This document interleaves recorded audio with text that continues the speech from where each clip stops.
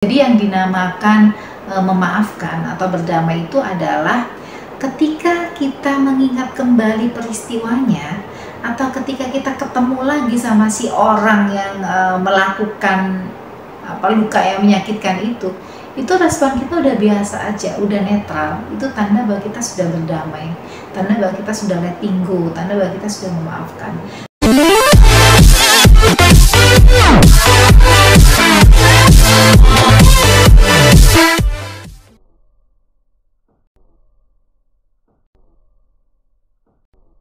Pertanyaan dari M, asal Bekasi, usia 22 tahun. Aku mau tanya kak, aku selalu mimpi kejadian masa lalu. Aku berusaha maafkan kesalahan mereka, tapi kejadian itu terus terulang terus. Apa yang harus aku lakukan? Dan tolong solusinya, terima kasih. Oke, berarti itu kesimpan kan ya di bawah sadar kita gitu ya, cemas gitu ya.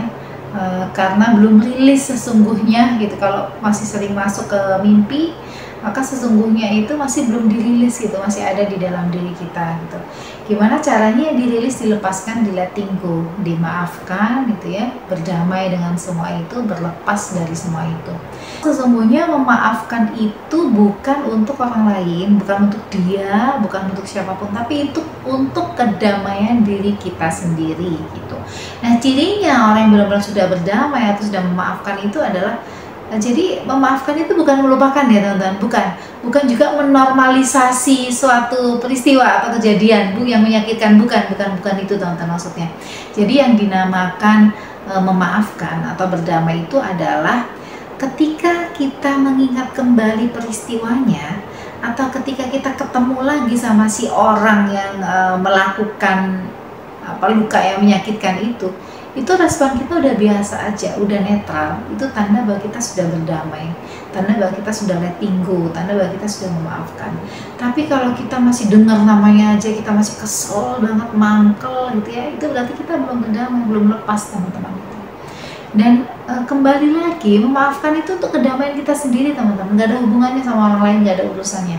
Sebab ini ternyata yang perlu kita pahami, jangan-jangan ternyata orang yang menyakiti kita itu, yang melakukan sesuatu yang membuat kita sakit hati, terluka, berdarah-darah sampai sekarang, ternyata orang itu nggak ngeh kalau dia tuh menyakiti kita. Nah, itu yang bikin kita malah kesel banget kan sebenarnya, tambah rugi banget kita, buang-buang waktu gitu ya. Masalahnya kita kesel sama seseorang yang orang itu kita merasa dan menganggap dia menyakiti kita, tapi orang itu nggak ngeh kalau dia menyakiti kita gitu ya. Karena banyak ternyata yang kejadian seperti itu gitu, orang nggak ngeh menyakiti kita, dia mah biasa aja gitu, kitanya sakit-sakit banget gitu. Maka sesungguhnya memaafkan itu adalah untuk kedamaian kita sendiri. Kita berdamai dengan orang, dengan situasi, dengan peristiwa, dan dengan diri kita sendiri. Bukan untuk menormalisasi, bukan untuk menganggap hal biasa bahwa apa yang dilakukan itu ke kita, bukan itu, sama sekali bukan itu. Tapi untuk apa? Untuk menyelesaikan sampah-sampah emosi yang ada di dalam diri kita, supaya kita lebih tenang, supaya lebih tentram, emosi kita terregulasi dengan baik. Kenapa? Supaya kita juga bisa beraktivitas dengan nyaman gitu pada kegiatan-kegiatan yang lainnya.